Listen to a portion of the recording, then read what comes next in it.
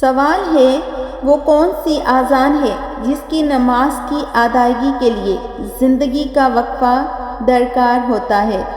جواب ہے وہ اذان جو بچے کے کان میں دی جاتی ہے، اس کی نماز موت کے بعد نماز جنازہ کی صورت میں ادا کی جاتی ہے۔ سوال ہے کیا رشتہ داروں کو صدقہ دینا زیادہ بہتر ہے؟ جواب ہے جی ہاں، حدیث کے مطابق رشتہ داروں کو صدقہ دینا دوہرا ثواب دیتا ہے۔ سوال ہے کیا خواتین مسجد میں اعتکاف کر سکتی ہیں؟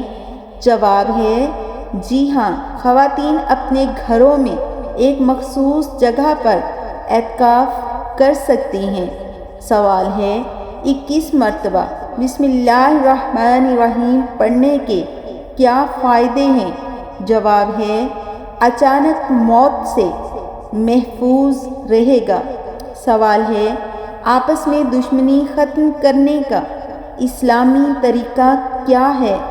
جواب ہے ہدیہ دینا۔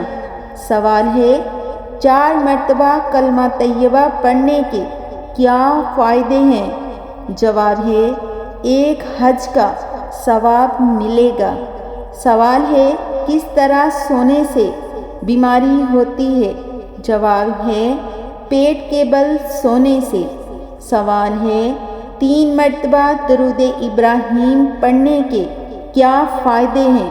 جواب ہے جنت کی قیمت ادا ہوگی۔ سوال ہے کیا رات کو پانی پینے کے لیے بسم اللہ پڑھنا ضروری ہے؟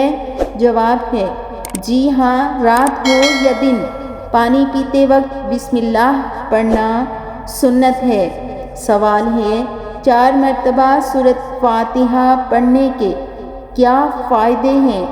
جواب ہے 4 دینار صدقہ دینے کے برابر ہے۔ سوال ہے کس جگہ کٹ لگ جائے اور خون نہ رکے تو کیا لگانا چاہیے؟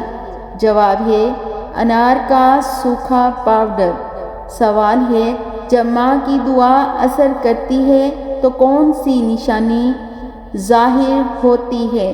جواب ہے مشکلات آسان ہو جاتی ہیں اور زندگی میں برکت محسوس ہونے لگتی ہے۔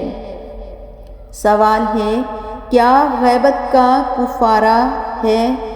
جواب ہے جی ہاں، غیبت کا کفارہ یہ ہے کہ متعلقہ شخص سے معافی مانگی جائے اور اس کے لیے دعا کی جائے۔